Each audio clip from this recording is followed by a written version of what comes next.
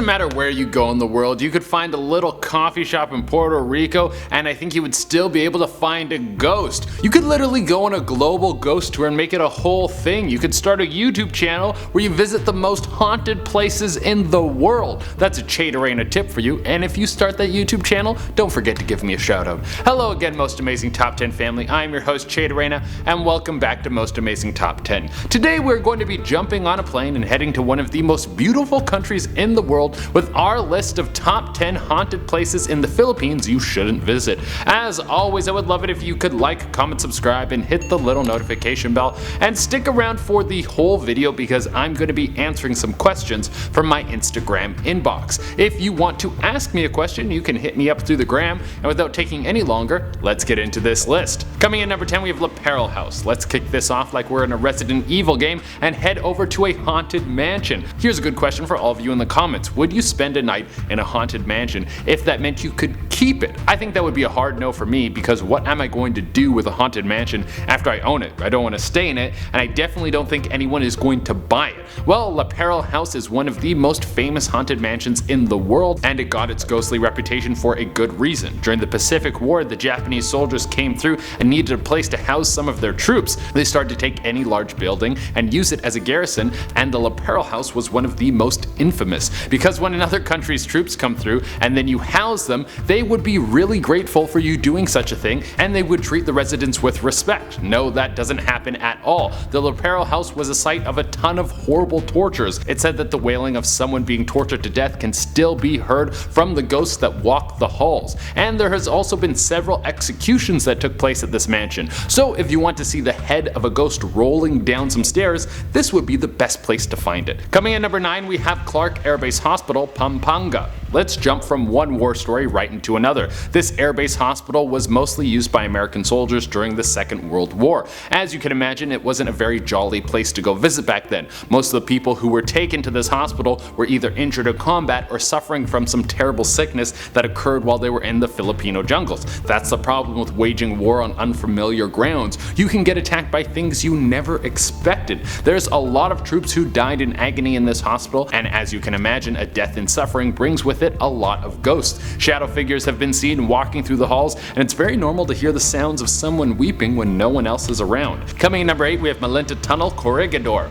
I'm giving you back-to-back hospitals on this one. Why? Because they're a hot spot for ghosts, you silly goose. And just so we're clear, this was a tunnel that was turned into a hospital. Well, not so much a hospital, but a sick bay for injured American troops, and as you can imagine, there has been a lot of people who have died there. The area is now famous for ghostly figures walking around at night. They probably don't even know that they're dead, so it's safe to say that this tunnel isn't somewhere you want to get stuck after the sun goes down. Coming in at number 7, we have Manila City Hall. You know your country has some good spooky stuff when the city hall is infested with ghosts. That's cool as hell. Well, apparently this place is packed with ghosts and they show up like clockwork. As soon as the sun starts going down, spooky stuff will start to pop up all over the building. You get all the standard ghost stuff going on here. People say there's footsteps coming from floors that have no people on them. You can hear whispering coming out of thin air. There's even reports of doors bursting open randomly. I mean, if you're going to be a ghost, you could at least be polite and not slam any of the doors. Thank you very much. Coming in at number 6, we have Mount Maja.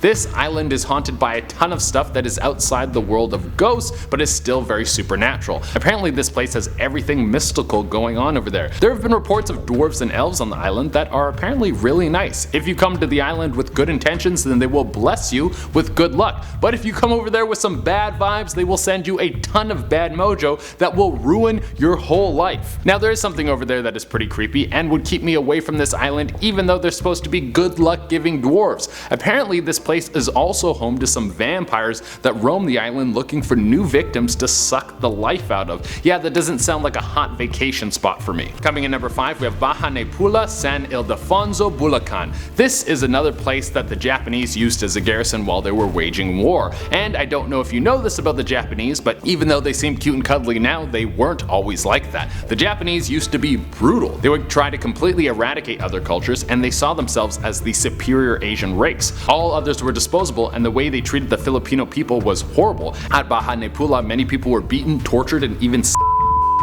The place has such a horrible history that the building has been abandoned ever since, and no one will go close to it. It's said that it has a horrible curse on it. Coming in at number 4, we have Herrera Mansion, Quezon. Now we're moving to a place that has a couple of famous ghosts. It's one thing to have a haunted attraction that has some voices and screams coming out of it, or has stories of people feeling cold spots, but actually seeing the same ghost over and over, that's something you can sell tickets to. Apparently there is a ghost of a Japanese soldier that will wander the property. He sometimes yells out or vanishes and then reappears in an instant. I mean, that's kind of spooky, but I've got a little added bonus that will make the whole thing a lot spookier. The ghost is headless. Yeah, that's exactly what you need to give this place a little extra spooky vibe. Now, even though our headless soldier is the star of the show, there is another set of ghosts that have been seen quite often. There's a ghost couple that has been seen walking around hand in hand around the building. It's thought that they could be the original owners of the building. Coming in at number 3, we have Balete Drive, one of the most famous kinds of hauntings you can have, the Lady in White. There's a house on Balete Drive that is apparently home to a lady in white. She loves to watch people as they walk by and apparently doesn't like men very much. This could be because it's suspected that she was killed by Japanese soldiers. If you're a man driving by the Lady in White's home, she might use her supernatural powers to teleport into your back seat, and when you look into your rear view mirror, you will see her staring back at you with her body drenched in blood. Hopefully she doesn't leave a blood stain on the new leather. Coming in at number 2, we have Diplomat Hotel by Guyo. It's safe to say that the events that took place at the Diplomat Hotel were not very diplomatic. I would describe them as horrific and unnecessary, but that's just me. This hotel was a hotspot for executions. This is a place where many nuns and priests were rounded up in an attempt to destroy Catholicism in the Philippines. These nuns and priests were executed in front of everyone, and their heads were then kicked down the steps. Major disrespect on so many levels. Well, when you cut off the heads of that many people, then you're going to anger some ghosts. There's a ton of spirits that call this place home, and many of them are headless. There's so many headless ghosts at this place they don't even have one superstar. They all work together as one major attraction. Coming in at the number 1 spot, we have Iloilo. Let's step away from ghosts for a little while and check out something else supernatural that is haunting the island of Iloilo. Turns out there is something way scarier than a vampire in the Philippines. If you thought that the headless ghosts were bad, then this thing is going to make you wish you were surrounded by them. This area in the Philippines is apparently home to the tik-tik. It patrols the land and should be something that you try to avoid at all costs. The tik-tik is described as a large bird or a bat and will stalk people as they walk in the dark and sneak up on them, and then use its long tongue to start drinking their blood. But that's where its terrifying traits just start. Apparently this creature likes the taste of unborn children. It will find a woman who's pregnant and wait for her to go to sleep. Then it will use its long tongue to pierce the woman's stomach, but do it in such a way where she doesn't wake up. And while she is asleep, the tik-tik will eat her baby. That sounds horrific. Thankfully, a simple amulet that has been blessed with some holy water will keep this creature at bay. Alright everyone, that has been the list, and now I'm going to answer some questions from my Instagram inbox. Lanny wrote in and asked, how do you get your hair so puffy and curly? Is it hard to take care of? Honestly, I find the best thing with my hair is less is more. I try not to use any product in my hair, and I only moisturize it with coconut oil, and it has to be organic. Also, I wash my hair only once every 2 weeks or so at the most. Sometimes I'll wet my hair more often than that, but I really don't like to wash my hair too often. Also, whenever I can, I try to just finger comb my hair so I'm not pulling out a ton of hair. Lily Holland wrote in and asked, what are your favorite hobbies? I'm really into playing video games. That's probably the one I spend the most time doing. I even listen to some video game podcasts to keep up to date with what's going on in the gaming industry, and I really like health and fitness. I try to keep myself educated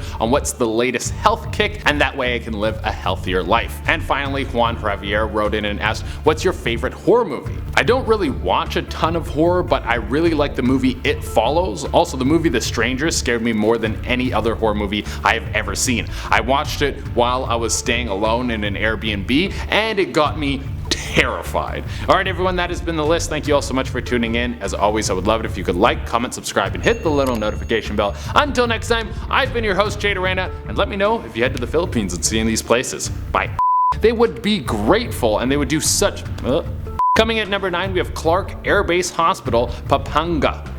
Pampanga. Let's try. Let's jump from one Malenta Tunnel, Corregidor. Coming in at number 2, we have Diplomat Hotel, Guyo. Number 2, we have Diplomat Hotel by Guyo.